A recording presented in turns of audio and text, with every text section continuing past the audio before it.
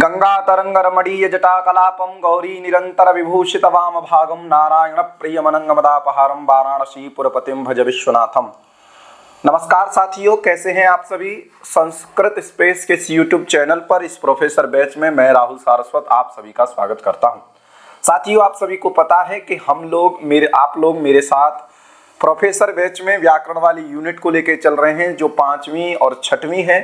5वीं यूनिट में पाणिनि शिक्षा को लेकर चल रहे हैं और 6वीं यूनिट में हम उसी व्याकरण के विशिष्ट अध्ययन को देखेंगे। इसी क्रम में पाणिनि शिक्षा में हम लोगों ने आज की जो क्लास है, अभी तक 3 क्लास देख चुके हैं। आज की जो क्लास होने वाली है वो 4थी क्लास होने वाली है। इससे पहले हमने जो 3 क्लासों में देखा था वो 31वें श्लोक तक हम लोगों ने देख लिया था। पाणिनि शिक्षा में 60 श्लोक हैं टोटल। ये भी प्रश्न पूछा जाता है कि पाणिनि शिक्षा में कितने श्लोक प्राप्त होते हैं, तो 60 श्लोक हैं। उसमें से हम लोगों ने 31 श्लोक पढ़ लिए थे। आज हम लोग 32वें श्लोक से चलने वाले हैं, 32वें श्लोक से प्रारंभ करने वाले हैं। ठीक है। और जिन लोगों को भी बुक चाहिए, ये हमारी व्याकरण वाला पार्ट है, 3रे नंबर का है, इसको भी आप घर बैठ के मंगा सकते हैं जिनको अपनी सेल्फ स्टडी करनी है। ठीक है, चलो तो चलते हैं आज की क्लास में। तो देखिए, जो हम लोगों ने 31 श्लोक पढ़े थे, उसके आगे जब 32वें श्लोक पे चलते हैं, ध्यान से पढ़िएगा, नोट्स बनाते रहिएगा। जो 32वें श्लोक में क्या बताया गया है कि अधम पाठक बताया गया है। पाठक को यहाँ पर 2 प्रकार का माना गया है। एक उत्तम पाठक होता है, एक अधम पाठक होता है। ठीक है, तो ज्यादा जैसे प्रश्न बनेंगे वैसे हमको पढ़ना है, जहां से हमारे प्रश्न गलत ना हो उस प्रकार से हमको पढ़ना है। तो ध्यान रखिएगा, क्लियर है। तो 2 प्रकार के पाठक बताए गए हैं। एक बताया गया है अधम पाठक, दूसरा बताया गया है उत्तम पाठक। जो अधम पाठक है वो किस प्रकार का होता है, जो उत्तम पाठक है वो किस प्रकार का होता है, ये क्रमशः 32वें और 33वें श्लोक में बताया गया है। 32वें 33वें श्लोक में बताया गया है, ध्यान रखिएगा। ठीक है, यहां से प्रश्न जो बनने का तरीका है वो ये भी पूछा जा सकता है कि अधम पाठक या उत्तम पाठक के गुण कितने होते हैं, अधम पाठक के दोष कितने होते हैं, उत्तम पाठक के गुण कितने होते हैं। तो संख्या भी पूछी जा सकती है, तो ये भी आपको ध्यान रखना है। तो आप देख ही रहे होंगे 6 ही गुण होते हैं और 6 ही दोष पाठक के होते हैं। ठीक है। दूसरी बात ये भी पूछा जा सकता है कि निम्नलिखित में से कौन सा अधम पाठक का अंतर्गत नहीं आता है, कौन सा उत्तम पाठक के अंतर्गत नहीं आता है। तो आपको ये 6 दोष और 6 गुण, अधम पाठक के 6 दोष, उत्तम पाठक के 6 गुण, ये आपको रटे होने चाहिए, पता होने चाहिए। इसको हम श्लोक के उससे देख लेते हैं। तो देखते हैं, गीति शीघ्री श्रह कंपी तथा लिखित पाठक अनर्थज्ञो अल्पकंठश्च षडेते पाठकाधमा। ठीक है, ये श्लोक है। तो इसमें क्रम से भी देखोगे आप लोग, तो देखिए, गीति शीघ्री शिरः कंपी तथा लिखित पाठक अनर्थज्ञो अल्पकंठश्च षडेते पाठकाधमा। पाठक एते पाठकाधमा षट। ये जो अधम पाठक है ये कितने होते हैं, 6 प्रकार के होते हैं। 6 प्रकार के होते हैं। पहला बताया गीति।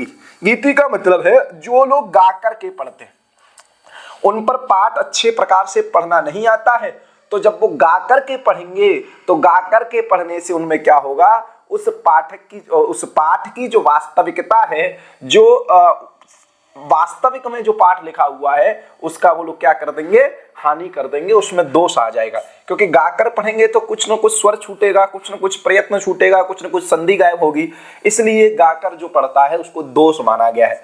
शीघ्री का मतलब है जो जल्दी जल्दी पढ़ता है, तो ये भी नहीं होना चाहिए। सिरह कंपी, जो सिर को हिला हिला के पढ़ता है, ये भी नहीं होना चाहिए। तथा लिखित पाठक, कुछ लोग पढ़ना नहीं जानते हैं, उस चीज मतलब जिस चीज का मैटर है उस चीज को नहीं जान रहे हैं, तब भी उसके अर्थ से अनभिज्ञ है, नहीं जान रहे, जैसा लिख रहा है वैसा ही पढ़ दे रहे हैं।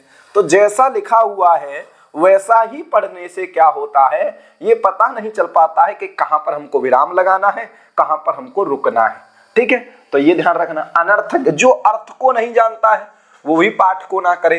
अर्थ को जो नहीं जानता है, अगर वो पाठ को, जो अर्थ को नहीं जानने वाला है, वो अगर पाठ को पढ़ेगा तो दिक्कत क्या आने लगेगी कि वो कहीं पर, जहां पर अर्थ समाप्ति हो रही है किसी पद की, वहां पर न रुक करके किसी वहां अन्य जगह रुक जाएगा, क्योंकि उसको पद के अर्थ का बोध नहीं है, उसको पदार्थ का पता नहीं है। इसलिए अनर्थज्ञ जो होता है वो भी अधम पाठक होता है। अल्पकंठ, अल्पकंठ मतलब अल्पकंठ शब्दों को निगल जा रहा है, ग्रस्त कर ले रहा है, अपने अंदर दबा दे रहा है, स्पष्ट उच्चारण नहीं कर रहा है, उसमें अल्पकंठ का प्रयोग कर रहा है। ये भी क्या होता है, जो अल्पकंठ पाठक होता है अधम पाठक होता है। इस प्रकार से आपके कितने पाठक हो गए, 6 अधम पाठक हो गए। जो गाकर पढ़ता है, जल्दी जल्दी पढ़ता है, सिर को हिला के पढ़ता है, जैसा लिखा है वैसा पढ़ता है, जो अर्थ को नहीं जानने वाला है और अल्पकंठ से पढ़ता है। इस प्रकार से 6 प्रकार के क्या होते हैं, अधम पाठक होते हैं। ध्यान रखिएगा, क्या बताया, षड होते हैं। ठीक है, 6 प्रकार के होते हैं, ध्यान रखिएगा। क्लियर हो गया, ये समझ में आ गई आप लोगों को बात। क्योंकि ऐसा होता है, आप लोगों ने कहानी सुनी होगी कि एक पिता ने अपने पुत्र को भेजा। ठीक है, एक पिता ने अपने पुत्र को भेजा कि जाइए और बनिए की दुकान पे जाकर के आप सौंठ और मिर्च ले आइए। समझ में आ रहा है कि नहीं, हमारे गुरुजी इस कहानी को सुनाया करते थे। ठीक है, कि आप क्या ले आइए, सौंठ ले आइए। अपने पिता ने अपने पुत्र से कहा, जो अर्थ को नहीं जानता था, जो पाठ को नहीं समझ रहा था, जो शब्द को नहीं समझ रहा था, पदार्थ को नहीं समझ रहा था, ऐसे अपने अबोध बालक से कहा कि भैया एक काम करो, तुम सौंठ और मिर्च बनिए की दुकान से जाके ले आओ। अब वहां पर जब बनिए की दुकान पे वो पहुंचता है तो वो जाके वहां कहता है सौंठ मंगाई थी और मिर्च मंगाया था, लेकिन वहां जाके बोलने लगा वो सौ दे दो और ठ मिर्च दे दो। उसने सौ को अलग कर दिया और ठ को मिर्च के साथ जोड़ दिया, तो बनिया भी समझ नहीं पाया और उसको खाली हाथ आना पड़ा।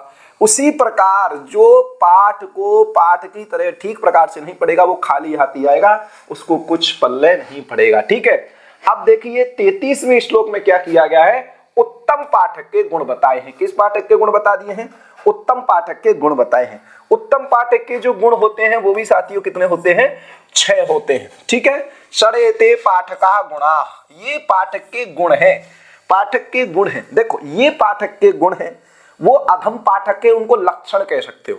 अभी हम लोगों ने जो 32वें श्लोक में पढ़ा गीति शीघ्री सर कंपी, ये जो हम लोगों ने पढ़ा इसको आप अधम पाठक के लक्षण कह सकते हो। अर्थात जो गा करके पढ़ रहा है वो अधम पाठक की कोटि में आएगा, जो शीघ्र पढ़ रहा है वो भी आएगा, जो सिर हिला हिला के पढ़ रहा है वो भी आएगा, जो तथा लिखित पाठक है वो भी उसी में आएगा, जो अनर्थक है वो भी उसी में आएगा, जो अल्पकंठ वाला है वो भी उसी में आएगा। तो इस प्रकार से आप अधम पाठक को समझ सकते हैं। लेकिन यहां पर पाठक के गुण पूछा है, पाठक के गुण ये पूछा जाए परीक्षा में कि अधम पाठक पाणिनीय शिक्षा के अनुसार कितने प्रकार का होता है, तो 6 प्रकार का होता है, क्योंकि वो अधम पाठक के 6 लक्षण हैं। समझ में आ रहा है कि नहीं। लेकिन यहां एक शब्द देखो डिफरेंट है कि पाठक के ये गुण हैं, तो पाठक के कुछ दोष भी होंगे। समझ में आया कि नहीं। तो पाणिनीय शिक्षा में पाठक के दोष जो बताए गए हैं वो 20 बताए गए हैं, वो आगे आएगा। समझ में आएगा नहीं, कितने दोष बताए गए हैं, 20 दोष बताए गए हैं। अगर ये पूछ लिया जाए कि पाणिनीय शिक्षा के अनुसार पाठक के दोष कितने होते हैं, तो आपको 20 लगाना होगा। लेकिन जब पूछा जाए पाठक के गुण कितने होते हैं, तब आपको 6 लगाना होगा। जब पूछा जाए अधम पाठक कितने प्रकार का होता है, क्योंकि वो अधम पाठक की कोटियां हैं, अधम पाठक के भेद हैं, अधम पाठक के लक्षण हैं। समझ में आ गया कि नहीं। तो ये चीज आप लोग ध्यान रखिएगा। अधम पाठक कितने प्रकार का है, 6 प्रकार का। पाठक के गुण कितने हैं, तो 6 हैं। पाठक के दोष कितने हैं, तो 20 है। ये पाणिनीय शिक्षा में वर्णन प्राप्त होता है। यहाँ पर कहा गया माधुर्यम अक्षरम व्यक्ति पदच्छेदस्तु सुस्वर धैर्यम लय समर्थम च षडेते पाठका गुणा। माधुर्यम अक्षर व्यक्ति पदच्छेदस्तु सुस्वर धैर्यम लय समर्थम च षडेते पाठका गुणा। तो ये देखिए माधुर्यम, जो मधुरता से पढ़ता है, अर्थात वो इस प्रकार से पढ़ता है कि दूसरा व्यक्ति अगर सुनेगा, वो अर्थ को भी नहीं जान रहा है, तो वो क्या कहेगा कि हाँ बहुत अच्छा लग रहा है। समझ में आया कि नहीं। तो वो मधुरता वहां पर उसको देखने को मिलती है। मधुरता होती है दूसरे के कर्ण को वो आनंदित करते हैं, उसके मन को आनंदित करते हैं, इसलिए मधुरता होनी चाहिए, मधुरता पूर्वक पाठ होना चाहिए। ये है अक्षर व्यक्ति। एक बार हम लोग कहाँ गए थे, एक बार मैं गया था तेजपुर यूनिवर्सिटी आसाम में। तो आसाम के जो लोग होते हैं बहुत कम हिंदी समझ पाते हैं। उतने अच्छे प्रकार से जो लोग इधर भारत में, उत्तर भारत में रहे हैं, वही लोग हिंदी को ठीक प्रकार से पकड़ पाते हैं। तो आजकल तो समझने लगे हैं, पहले हिंदी को इतना नहीं समझ रहे थे। तो ये 2018 की बात है शायद। तो जब मैं आसाम में गया था तब एक गाना बहुत फेमस हुआ था, तेरी आँखों का यो काजल। तो जब हम लोग रात को सो रहे थे कैंप में, तो एक लड़का था आसाम का, वो इसी गाने को सुन रहा था, तेरी आँखों का यो काजल। जब मैं उठ करके उसके पास गया, मैंने कहा भाई ये बता तेरे को ये समझ में आ रहा है। तो कह रहा समझ में नहीं आ रहा है, लेकिन इसकी लय अच्छी लग रही है, धुन अच्छी लग रही है, बोल नहीं समझ में आ रहा है। उसी प्रकार से जो माधुर्य होता है ना, ये गुण होता है कि आप ऐसा बोलिए कि दूसरे के कान को क्या लगे, अच्छा लगे, तो माधुर्य होना चाहिए। अक्षर व्यक्ति का मतलब है कि प्रत्येक अक्षर को व्यक्त अच्छे से करे, स्पष्ट रूप करे। ऐसा नहीं है कि हवा में ही निकल जाए या अंदर ही भक्षण कर ले उस वक्ष का अक्षर का। तो अक्षर व्यक्ति होनी चाहिए, मतलब स्पष्ट वक्ता होना चाहिए। पदच्छेद, जहां पर अर्थ पूरा हो रहा है वहां पर पद को रोक करके विराम कहाँ लगाना है, कहां पर पद को रोकना है, कहां कंठ को रोकना है, ये ज्ञान उसको होना चाहिए। सुस्वर होना चाहिए, ऐसा नहीं है कि जो स्वर में नहीं है उसको कहीं पर तेज गा दिया, कहीं कम गा दिया, उसको लयबद्ध तरीके से गाना चाहिए, ठीक है, सुस्वर गाना चाहिए। धैर्य पूर्वक, जल्दबाजी ना करे। जल्दबाजी के चक्कर में ऐसा हो जाएगा कि वो कुछ शब्द निकलेंगे मुंह से, कुछ नहीं निकलेंगे। और लय समर्थ होना चाहिए, एक लय में होना चाहिए, ठीक है। तो ये उत्तम पाठक के लक्षण बता दिए, उत्तम पाठक के गुण बता दिए। कितने बता दिए? 6 बता दिए, ये ध्यान रखिएगा, ठीक है। तो इसमें कितने बता दिए आपको? 6 बता दिए। क्लियर है? आगे चलते हैं। अब देखो, मैं आपसे कह रहा था ना कि एक जो 32वां श्लोक था, 32वें श्लोक में अधम पाठक के लक्षण बताए थे। अधम पाठक कैसा होता है ये बताया गया था। 33वें श्लोक में क्या बताया? जो उत्तम पाठक होता है उसके गुण बताए गए। लेकिन 34 और 35 में पाठक के दोष बताए गए हैं। पाठक के दोष बताए गए हैं, तो ये पाठक के दोष कितने होते हैं? 20 होते हैं। 1 2 3 4 5 ऐसे ही 10 15 और 20 होते हैं। तो ये बताया गया इसमें, देखो, शंकितम भीतम उद्घुष्टम अव्यक्तम अनुनासिकम काकस्वरम शिरसिगम तथा स्थान विवर्जितम उपांशु दष्टम त्वरितम निरस्तम विलंबितम गदगदितम प्रगीतम निष्पीड़ितम ग्रस्त पदाक्षरम च वदेत न दीनम न तुषानुनाश्यम। तो देखो यहाँ पर है न वदेत, न वदेत, गमुड़ स्वादची गमुड़ नित्यम से यहाँ नुट का आगम हो गया, वदेन न हो गया है। वदेन न मतलब न वदेत। तो न वदेत प्रत्येक के साथ जुड़ेगा, अर्थात संकेतम न वदेत, भीतम न वदेत, उद्घुष्टम न वदेत, अव्यक्तम न वदेत, अनुनासिकम न वदेत, काकस्वरम न वदेत, शिरसिगम न वदेत, स्थान विवर्जितम न वदेत, उपांशु न वदेत, दष्टम न वदेत, त्वरितम न वदेत, निरस्तम न वदेत, विलंबितम न वदेत, गदगदितम न वदेत, प्रगीतम न वदेत, निष्पीड़ितम न वदेत, ग्रस्त पदम न वदेत, ग्रस्ताक्षरम न वदेत, दीनम न वदेत, सान्नास्यम न वदेत। इस प्रकार से 20 प्रकार के बताया गया। संकितम न वदेत अर्थात किसी भी पाठ को आप जैसा है वैसा पढ़िए, शंका के साथ मत पढ़िए, क्योंकि शंका के साथ पढ़ोगे तो डर उत्पन्न होगा। और ये भी एक दोष है कि भीतम न वदेत, डर पूर्वक भी पाठ को नहीं पढ़ना चाहिए। उद्घुष्टम न वदेत, उद्घोष के साथ मत पढ़िए, बहुत तेज चिल्ला चिल्ला के मत पढ़िए। अव्यक्तम न वदेत, अस्पष्ट मत बोलिए, ठीक है। अनुनासिकम न वदेत, अनुनासिक अर्थात जो वर्ण अनुनासिक हैं उनको अनुनासिक बोलिए, जो निरनुनासिक हैं उनको निरनुनासिक बोलिए। हर वर्ण को नाक से हिमेश रेशमिया की तरह मत बोलिए, ठीक है। और देखिए, काक स्वर न वदेत, कौआ की तरह भद्दा मत बोलिए, काव काव करके। शिरसे न वदेत मतलब ऊपर के स्वर से मूर्धा से मत बोलिए। स्थान विवर्जितम न वदेत, जिस वर्ण का जो स्थान है उस वर्ण को उसी स्थान से बोलिए।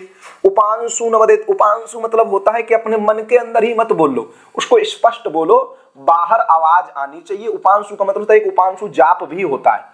मैं जल्दी जल्दी इसलिए बोल रहा हूं क्योंकि यहां से बस ऐसे ही प्रश्न बनेगा आपका कि पाठक के दोष कितने होते हैं? 20 होते हैं। ये सब इसमें आप लोग देख सकते हैं, ठीक है। स्क्रीनशॉट भी लेना चाहे तो ले सकते हैं। ये 20 दोष इसमें होते हैं। आप लोग इस श्लोक को पढ़ेंगे तब भी आपको पता चल जाएगा। बस न वदेत का सबके साथ अन्वय करना है, ठीक है। तो उपांशु का मतलब क्या होता है? उपांशु एक प्रकार का जाप भी होता है। उपांशु का मतलब होता है अपने मन में ही बोल देना, अपने मन मन में जाप करना। इसलिए पाठ जो हो स्पष्ट बोले, दूसरे को सुनाई दे। दष्टम न वदेत, तोड़ते फोड़ते नहीं पढ़ना है। त्वरितम न वदेत, जल्दबाजी में नहीं पढ़ना है। निराश होके नहीं पढ़ना है, देरी से नहीं पढ़ना है। गदगदितम होके नहीं पढ़ना है, मतलब कहीं पर व्यक्त कर रहे हो कहीं अव्यक्त कर रहे हो। प्रगीतम नहीं पढ़ना है। निष्पीड़ितम का मतलब क्या है? पीड़ित, जो पीड़न शब्द है यहाँ पर, पीड़न शब्द का उद्भट भाष्य में क्या अर्थ किया गया है? पीड़न शब्द का मतलब बताया गया है कि जिस वर्ण का जितना प्रयत्न है उस प्रयत्न में बोलिए, उस प्रयत्न को नहीं छोड़ना चाहिए, ठीक है। ग्रस्त पदम न वदेत, ऐसा मत होइए कि कोई पाठ पढ़ रहे हो आप किसी पद को ही खा गए, ठीक है। ग्रस्ताक्षर न वदेत, किसी अक्षर को ही खा गए। दीनम न वदेत, ठीक है, और मलिन होके मतलब पूरी एनर्जी में बोलिए। और शानुनाश्यम न वदेत, हर वर्ण को अनुनाश्य नहीं बोलना चाहिए, ठीक है। तो इस प्रकार से ये 20 पाठक के क्या बता दिए गए? दोष बता दिए गए। पाठक के दोष कितने हो गए? देखो यहां से अब प्रश्न निकल के आएंगे तो किस प्रकार से आएंगे कि पाठक के जो दोष होंगे, पाठक के जो दोष होंगे वो कितने हो गए? 20। गुण जो हो गए पाठक के वो कितने हो गए? 6। और अधम पाठक के प्रकार, ये देखना, अधम पाठक के जो प्रकार है वो कितने हो गए? 6। इस प्रकार से ध्यान रखना, थोड़ा समझने में दिक्कत नहीं हो इसलिए मैंने 20 लिख दिया। ठीक है, चले आगे 36वें श्लोक में। अब देखिए यहां पर क्या बता रहा है कि जो स्वर थे 3 प्रकार के, एक मंद्र स्वर था, एक मध्य स्वर था, एक तीव्र स्वर था। ठीक है, इन्हीं की स्वर की उच्चारण की विधि बता रहे कि कहां से इनको उच्चारण करना चाहिए। इस श्लोक में 36 और 37 में ये बताया गया है, यहां से प्रश्न बनता भी है। ठीक है, ये कैसे बनता है मैं बताऊंगा, पहले श्लोक को समझ लेते हैं। प्रातः पठे नित्यमुरः स्थितेन स्वरेण शार्दूल रूतोपमेन मध्यन्दिमे कंठगतेन चैव चक्राहो संकूजित सन्निभेन तारं तु विद्यात सवनं तृतीयं शिरोगतं तच्च सदा प्रयोज्यम मयूर हंसान्य भृता स्वराणाम तुल्येन नादेन शिरस्थितेन। ठीक है, इसमें क्या बताया तो कह रहा है प्रातः नित्यम उरः स्थितेन स्वरेण शार्दूल रूतोपमेन पठेत। ठीक है ना, प्रातः काल जो प्रातः सवन होता है, सवन का मतलब क्या होता है? सवन में से एक काल के अर्थ में लिया जाता है कि जो प्रातः काल के जो कर्म होते हैं उस समय की बात कर रहा है यहाँ पर। कहीं कहीं पर काल शब्द का अर्थ और सवन शब्द का अर्थ योग भी लिया गया है, याग भी लिया गया है, कहीं कहीं पर होम भी लिया गया है। ठीक है, यज्ञ भी लिया गया है। तो ध्यान रखना कि जो प्रातः सवनीय जो होता है उसको उरस्थितेन, उरस्थितेन का मतलब होता है हृदय स्थान से, हृदय में स्थित करके, और शार्दूल रूतोपमेन, शार्दूल मतलब होता है, शार्दूल मतलब क्या होता है? व्याघ्र, जो बाघ होता है उसकी ध्वनि के समान, उसकी गर्जना के समान आपको क्या करना चाहिए? पठेत, पाठ करना चाहिए। समझ में आ गया?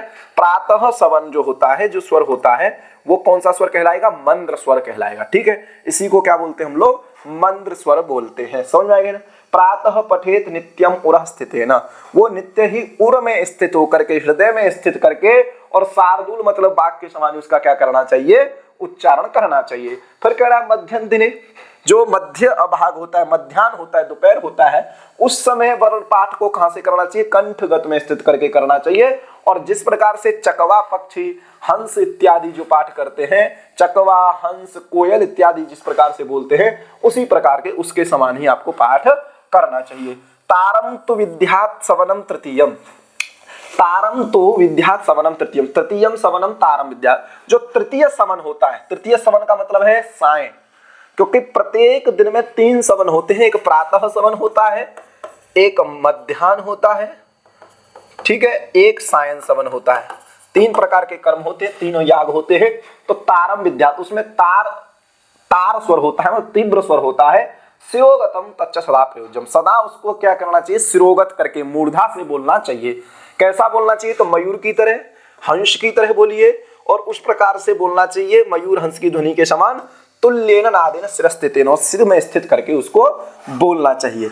इसको अब तालिका के माध्यम से समझ लेंगे जो सरल भी हो जाएगा आपको। स्वर यहाँ पर 3 प्रकार के बताए गए हैं, मंद्र बताया गया है, मध्यम बताया गया है और तीव्र बताया गया है। यहाँ से कैसे भी प्रकार से प्रश्न पूछा जा सकता है, मिलान करने के लिए भी दिया जा सकता है, या एक ऑब्जेक्टिव टाइप का भी एक प्रकार का क्वेश्चन बन जाएगा। तो पूछा जा सकता है कि मंद्र स्वर का किस स्थान से होता है? तो हृदय स्थान से, मध्यम का कंठ स्थान से, तीव्र का मूर्धा स्थान से, सिर स्थान से। और किसके समान उच्चारण करना चाहिए? तो जो मंद्र स्वर है वो हृदय में रहता हुआ बाघ की ध्वनि के समान, यहाँ चकवे की ध्वनि के समान, और ये मयूर और हंस की ध्वनि के समान होना चाहिए। क्लियर हो गया? समझ में आ गया? सवन कौन सा होना चाहिए? तो मंद्र स्वर प्रातः सवन में है, मध्यम मध्याह्न सवन में, तीव्र जो है सायं सवन में है। और पहले हम छंद पढ़े थे इसमें कि मंद्र स्वर गायत्री छंद के समान होता है, मध्यम जो होता है वो त्रिष्टुप छंद के समान गान होता है, और तीव्र स्वर जगती के समान होता है। तो ये प्रश्न यहाँ से बन सकते हैं। तो इस तालिका को आप लोग ध्यान रखिएगा कि किस प्रकार से यहाँ से प्रश्न पूछा जा सकता है। ठीक है, तो ध्यान रखिएगा। स्क्रीनशॉट लेना है तो आप लोग स्क्रीनशॉट ले लीजिए। ठीक है, चलें आगे। तो देखिए अब आगे 38वां श्लोक है। मैं जल्दी जल्दी इसलिए चल रहा हूं क्योंकि आपको और भी चीजें पढ़नी होती हैं, और परीक्षा में जितने प्रश्न मैंने अभी तक देखे हैं तो आपका इतने मात्र से काम चल जाएगा। ठीक है, 38वें श्लोक में आभ्यंतर प्रयत्नों को बताया गया, आभ्यंतर यत्नों को बताया गया। क्योंकि हम लोगों ने पढ़ा था स्वरतः कालतः, स्वर से पढ़ा, काल से पढ़ा, स्थान से पढ़ा, वर्णों के मतलब स्वर भी जाने, कालतः भी जाने हैं, ह्रस्व दीर्घ प्लुत, उसका स्थान भी जान लिए हमने वर्णों के। फिर वहां पर दिया था प्रयत्नानुप्रदानता। प्रयत्न का मतलब वहां पर क्या था, आभ्यंतर यत्न से था। जब हम लघु सिद्धांत कौमुदी या सिद्धांत कौमुदी पढ़ते हैं, लघु सिद्धांत कौमुदी जब पढ़ते हैं तो आभ्यंतर यत्न 5 प्रकार का देखने को मिलता है। जब हम वैयाकरण सिद्धांत कौमुदी पढ़ते हैं तो हमको आभ्यंतर प्रयत्न 4 प्रकार का देखने को मिलता है। लेकिन यहाँ पर पाणिनि शिक्षा जब देखते हैं तो आभ्यंतर यत्न जो होता है वो 2 प्रकार का देखने को मिलता है। एक होता है अस्पष्ट, ये ठीक है, ये है ये अस्पष्ट और स्पष्ट, ठीक है ना। अस्पष्ट कहिए या स्पष्ट कहिए, उस वहां पर क्या स्पष्ट स्पष्ट कहिए, ठीक है ना। अस्पष्ट है, ठीक है ना, और स्पष्ट है, यही पर आप लोग देख ही रहे हो, ठीक है। तो आभ्यंतर यत्न को 2 प्रकार का माना गया पाणिनि शिक्षा में। एक अस्पष्ट बताया गया जिसको विवृत भी कह देते हैं, और एक स्पष्ट बताया गया जिसको अविवृत प्रयत्न भी कह देते हैं। अब यहाँ पर श्लोक को समझ लेते हैं। अचो स्पष्टा यणस्त्वीस नेम स्पष्टा सला स्मृता शेषा स्पृष्टा हलः प्रोक्ता निबोधानुप्रदानता, ठीक है। अचो स्पष्टा यणस्तु ईसन नेम स्पृष्टा। देखिए अचो अस्पष्टा, जो अच प्रत्याहार में आने वाले वर्ण हैं उनका आभ्यंतर प्रयत्न क्या होता है, अस्पष्ट होता है। क्या होता है, अस्पष्ट होता है। अस्पष्ट का मतलब क्या है, विवृत, अर्थात अच प्रत्याहार में जितने वर्ण आएंगे उनका आभ्यंतर प्रयत्न क्या होगा, विवृत होगा। लेकिन जब आप परीक्षा में प्रश्नों को देखेंगे, अगर वहां पूछ लिया जाए कि अच पाणिनि शिक्षा के अनुसार अच प्रत्याहार के अंतर्गत आने वाले वर्णों का क्या आभ्यंतर प्रयत्न है, और वहां ऑप्शन में आपको विवृत ना मिले लेकिन अस्पष्ट मिले, और इसको आप लघु सिद्धांत कौमुदी के हिसाब से सोचेंगे तो आप इसका आंसर नहीं कर पाएंगे। तो आपको देना होगा अचो अस्पष्टा, अच प्रत्याहार में आने वाले वर्णों का जो आभ्यंतर प्रयत्न है वो क्या होता है, अस्पष्ट होता है। जो यण प्रत्याहार में आते हैं, यणस्तु ईसत, ईसत मतलब थोड़ा थोड़ा छूता है, मतलब जिनकी जो जिह्वा जो होती है वो थोड़ी ही स्पर्श कर पाती है अन्य स्थानों को, तो ईसत स्पष्ट होता है, ठीक है। और कह रहा है कि सलह स्मृतः, सल जो होता है वो क्या करते हैं, अर्ध स्पष्ट कहलाते हैं। सल प्रत्याहार में आने वाले वर्ण क्या कहलाते हैं, अर्ध स्पष्ट कहलाते हैं। तो यहाँ 3 प्रकार के प्रश्न आपको बन सकते हैं कि अच प्रत्याहार में आने वाले वर्णों को क्या होता है, तो विवृत या अस्पष्ट। यण प्रत्याहार में आने वाले वर्णों का ईसत स्पष्ट, सल प्रत्याहार में आने वाले वर्णों का अर्ध स्पष्ट होता है, ठीक है, ये ध्यान रखिएगा। उसके बाद कुछ होते हैं स्पष्ट प्रयत्न वाले। स्पष्ट जो प्रयत्न होता है तो वो कह रहा है ये कैसे होते हैं, अविवृत प्रयत्न वाले होते हैं, जिसमें बता रहा है कि हल होता है वो सभी स्पष्ट होते हैं, ठीक है, ध्यान रखना। हल जो होता है वो स्पष्ट होते हैं, जिनको अविवृत बोला जाता है। कह रहा शेषा स्पष्टा हलः प्रोक्ता, शेष जो हल है वो स्पष्ट कहे गए हैं। निबोधान प्रधानता, इनको हम अनुप्रदान मतलब बाह्य प्रयत्न, इनको बाह्य प्रयत्न में हम लोग जानते हैं, ठीक है। किनको, हल प्रत्याहार को, ठीक है, ध्यान रखना। इनको हम लोग अभी जानेंगे बाह्य प्रयत्नों में। समझ में आया कि नहीं। तो ये कहना है कि आभ्यंतर प्रयत्न 2 प्रकार का है, एक अस्पष्ट है एक स्पष्ट है। स्पष्ट प्रयत्नम स्पर्शानाम हम लोग देखते हैं, क्योंकि हल प्रत्याहार जो होगा, हल प्रत्याहार को हम अनुप्रदान में जानेंगे, ठीक है। बाकी शेष जो बचेंगे, जैसे यण को निकाल दीजिए, सल को निकाल दीजिए, हल में से यण और सल निकल जाएंगे तो क्या बचेगा, स्पर्श ही बचेंगे। कादयो मावसाना स्पर्शा, का से लेकर के मा तक के वर्ण, ये सभी स्पष्ट हैं पाणिनि शिक्षा के अनुसार। क्लियर हो गया, ये विवेक के अनुसार अलग कर लेना है, ठीक है। समझ में आ गया कि नहीं, क्योंकि यण ईसत स्पष्ट है, सल अर्ध स्पष्ट है। बाकी हल प्रत्याहार में जो बचे का से लेकर के मा तक के 25 वर्ण सभी क्या है, स्पष्ट हैं, और ये लोक सिद्धांत कौमुदी में भी बात कही गई है, ठीक है। तो यहां से इस प्रकार का प्रश्न बन सकता है, इसके लिए भी आप लोग तैयार रहिएगा। आगे चलते हैं। तो इस वाले 39 और 40वें श्लोक में बाह्य प्रयत्नों को बताया गया। 39 और 40वें श्लोक के माध्यम से किसको बताया गया, बाह्य प्रयत्नों को बताया गया। तो बाह्य प्रयत्नों के विषय में कह रहे हैं कि अमो नासिका न ह्रौ नादिनो ह झोक शोह स्मृता ईसन नादायडोजश्च श्वासनस्तु खपादयः ईसत् श्वासाश्चरो विद्यात् गोर्धामयि तत्प्रचक्षते दाक्षी पुत्रपालिना येनेदं व्यापितं भुवि। इस प्रकार से 2 श्लोकों में बाह्य प्रयत्न को बताया गया। यहां से पहले देख लेते हैं, तो इसको अलग कर लेते हैं, ये अलग वाक्य है, बाकी सब बाह्य प्रयत्न है।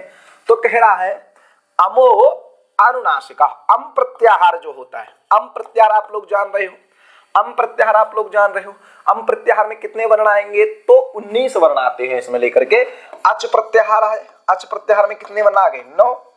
उसके बाद ह य व र ल 5 और यमगणनम के 5 और 10 ये टोटल। तो टोटल अम प्रत्याहार में कितने वर्ण आते हैं? 19 वर्ण आते हैं।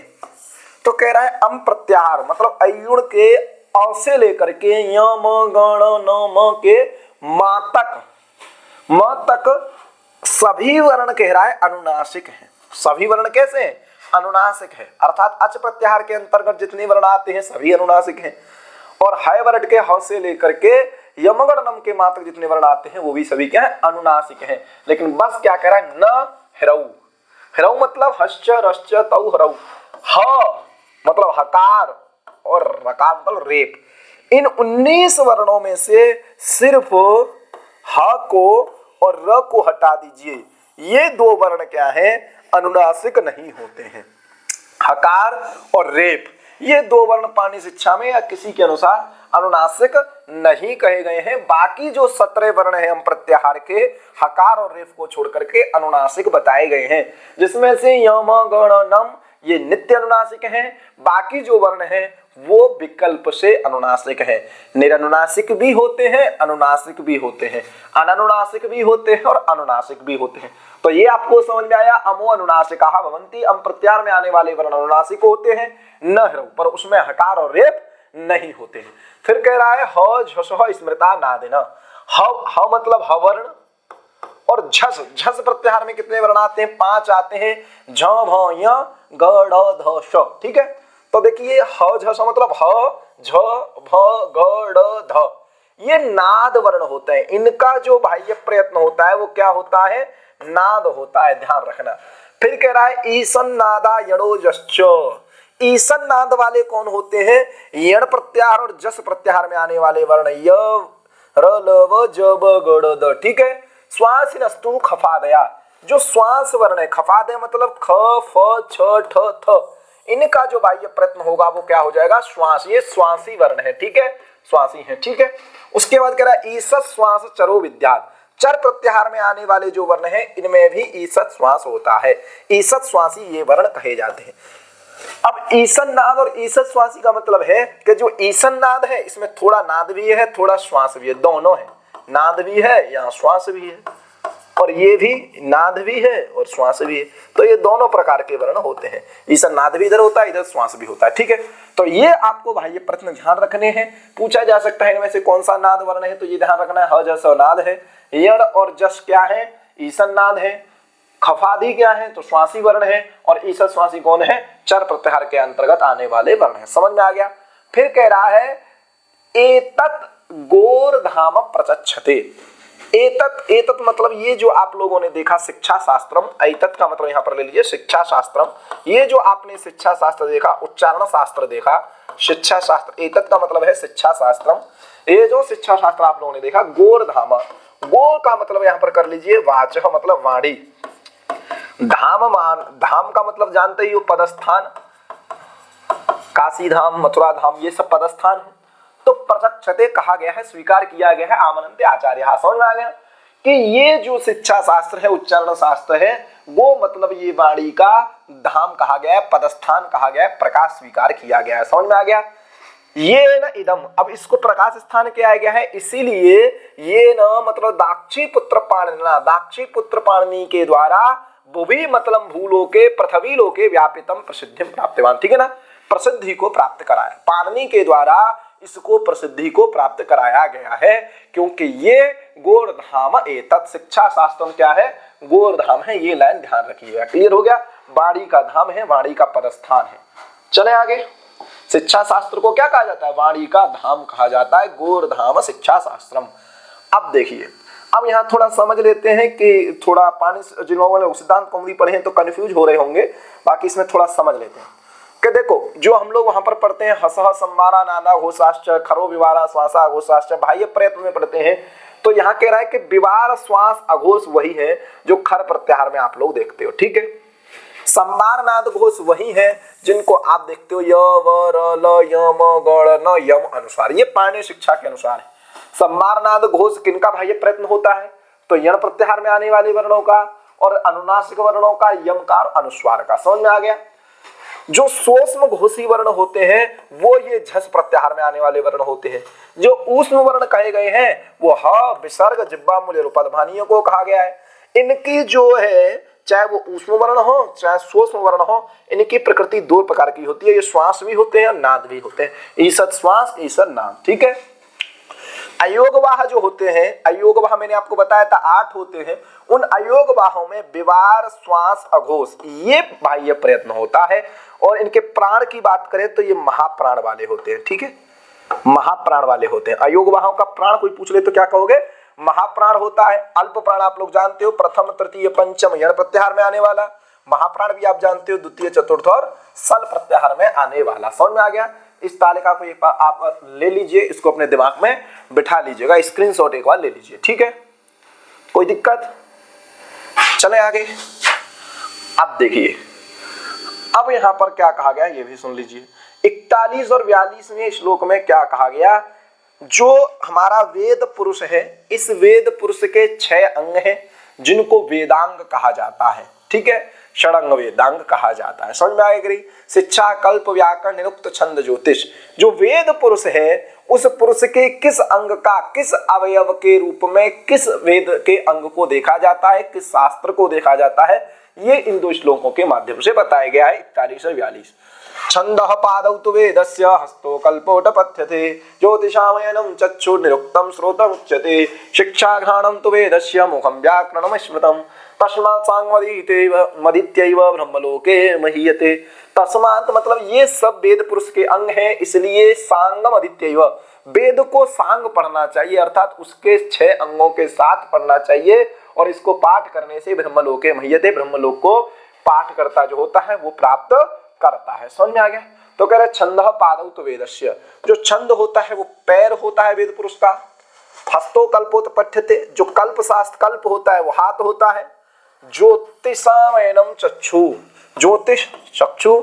निरुक्त जो होता है वो श्रोत्र होता है। शिक्षा घ्राण होती है। व्याकरण जो होता है मुख होता है। तो आप लोग यहाँ भी देख सकते हैं, पाद छंद है, हस्त कल्प है, चक्षु ज्योतिष है, श्रोत्र निरुक्त है, ग्रहण शिक्षा और मुख व्याकरण है। किसी भी प्रकार से यहाँ से प्रश्न आ सकता है और आता ही आता है। मिलान करने के लिए भी आ सकता है, तालिका के अनुसार भी आ सकता है, या एक को करके भी आ सकता है। ठीक है, या निम्नलिखित में से कौन 2 सही है ऐसे भी आ सकता है। तो ध्यान रखना है, पैर छंद, हाथ कल्प, चक्षु मतलब आंख ज्योतिष, कान निरुक्त, नाक शिक्षा और मुख क्या हो जाएगा? व्याकरण हो जाएगा। इसको आप लोग समझ लीजिएगा। ठीक है, ये ध्यान रखिएगा। चलें आगे। कुछ नहीं है इसमें। उसके बाद यहां पर कुछ बताया गया है कि जो स्वरों की स्थिति है, चाहे उदात्त हो, अनुदात्त हो, स्वरित हो, प्रचय हो। जैसे हम लोग देखते हैं कि जब शुक्ल यजुर्वेद इत्यादि जब पढ़ते हैं तो वहां पर हस्त स्वर चलता है, लेकिन जब सामवेद स्वर पढ़ते हैं तो अंकन स्वर चलता है, उंगलियों के हिसाब से चलता है। तो वहीं पर बता रहे हैं कि किस प्रकार से वैदिक स्वरों की स्थिति होती है। 43 और 44वें श्लोक में बताया गया। उदात्तम आख्याति वृषो अंगुली नाम। वृषो अंगुली क्या किसको कहते हैं? तो अंगूठे को कहते हैं। ठीक है। प्रदेशनी किसे को कहते हैं? तो तर्जनी को कहते हैं। ठीक है, तर्जनी निविष्ट मूर्धाम, उसके मूल भाग में उदात्तम ख्याति, अर्थात जब प्रदेशनी का मूल है, प्रदेशनी मतलब जो तर्जनी का मूल है, तर्जनी के मूल भाग में अंगूठे के अग्र भाग को लगाएंगे तो क्या होगा? उदात्तम ख्याति, उसको उदात्त स्वर कहेंगे। जैसे तर्जनी है, तर्जनी के मूल भाग में हम लोग किस स्वर को देख लेंगे? उदात्त स्वर को देख लेंगे। ठीक है, कह रहा है उपांत मध्य स्वरितम। उपांत मध्य, उपांत मध्य मतलब अनामिका के जो मध्य में, स्वरितम धृतम। ठीक है, उपांत मतलब अनामिका, अनामिका उपांत मतलब अनामिका जो उंगली होती है। ठीक है, जो कनिष्ठिका के बगल, देखो ये अंगुष्ठा है, ये तर्जनी है, ये मध्यमा है, और ये वाली जो उंगली है कनिष्ठिका के बगल वाली, ये क्या है? अनामिका है, और ये कनिष्ठिका है। ठीक है, इसको कह रहा है मध्य भाग में क्या होता है? स्वरित होता है। कनिष्ठिकायाम अनुदात्तमेव, कनिष्ठिका के मूल भाग में क्या होता है? अनुदात्त होता है। उदात्त प्रदेशिनी विद्यात, उदात्त प्रदेशिनी विद्यात। अब उन्हीं का संग्रह कर दे रहा है नीचे वाले श्लोक से कि उदात्तम प्रदेशिनी विद्यात। तर्जनी में जो होता है वो उदात्त होता है, प्रदेशिनी मतलब तर्जनी। प्रचयम मध्य तो अंगुली, मध्य जो अंगुली होती है मध्यमा, इसमें प्रचय होता है, निहित स्वर। ठीक है ना। उसके बाद निहित स्वर जो होता है प्रचय मध्यतो अंगुलिम। निहतम, निहतम मतलब अनुदात्त स्वर। निहत मतलब क्या होता है? अनुदात्त स्वर कनिष्ठिकायाम। स्वरितो उपकनिष्ठिका। उपकनिष्ठिका मतलब होता है कनिष्ठिका के जो समीप में है, मतलब अनामिका। क्लियर हो गया? तो ये आपसे पूछा जा सकता है कि ये स्वर कहाँ रहता है। ठीक है, उदात्त प्रदेशिनी विद्यात। उदात्त जो होता है वो प्रदेशिनी होता है, अर्थात तर्जनी में रहने वाला है। प्रचय मध्यतो अंगुलिम, जो प्रचय स्वर होता है वो मध्यमा अंगुली में होता है। निहतम तो कनिष्ठिकायाम, कनिष्ठिकायाम निहतम, जो कनिष्ठिका अंगुली है उसमें निहत होता है, मतलब निहत मतलब अनुदात्त होता है। और जो उपकनिष्ठिका है, उपकनिष्ठिका मतलब जो अनामिका है, उसमें स्वरित स्वर रहता है। समझ में आ गया कि नहीं? ये इतनी सी बात है और ज्यादा इसमें कुछ नहीं है। क्लियर हो गया कि नहीं? ठीक है, स्पष्ट देख लीजिए एक बार। उदात्त प्रदेशिनी का मतलब हो गया तर्जनी। तो तर्जनी में किसको देख लेंगे आप लोग? उदात्त को देख लेंगे। ठीक है, तर्जनी में। क्लियर हो गया? इस वाली में। उसके बाद क्या कह रहा है कि प्रचयम मध्यतो अंगुलिम। प्रचयम मध्यतो अंगुली मतलब मध्यमा जो है, इसमें क्या होता है? प्रचय होता है। ठीक है, क्लियर हो गया? निहतम तो कनिष्ठिकायाम, निहतम तो कनिष्ठिकायाम। कनिष्ठिका मतलब ये जो कनिष्ठिका है इसमें निहत स्वर होता है। निहत मतलब क्या होता है? अनुदात्त होता है। क्लियर? ये हो गया, समझ में आ गया आप लोगों को? उसके बाद क्या कह रहा है कि स्वरितो उपकनिष्ठिका। जो उपकनिष्ठिका है, उपकनिष्ठिका मतलब होता है अनामिका। इस अनामिका में क्या होता है? स्वरित होता है। तो ये स्वरित आप लोग जान लेंगे। तो इस चीज को यहाँ पर हस्त स्वर के माध्यम से बताया गया है। क्लियर हो गया? चले आगे। तो ये आपको समझ में आ गया। यहाँ से पूछा जा सकता है प्रश्न, स्क्रीनशॉट आप लोग ले सकते हैं। आगे चलते हैं। चलो, आज की क्लास यहीं पर समाप्त हो रही है। इसके बाद मुझे लग रहा है आपके 44 श्लोक हो गए हैं, 16 और बचे हैं। इनको हम अगली क्लास में देखेंगे। तब तक के लिए आप लोग अपनी तैयारी करते रहिए और जो प्रश्न आपके वहाँ कमेंट सेक्शन में पूछते रहिए।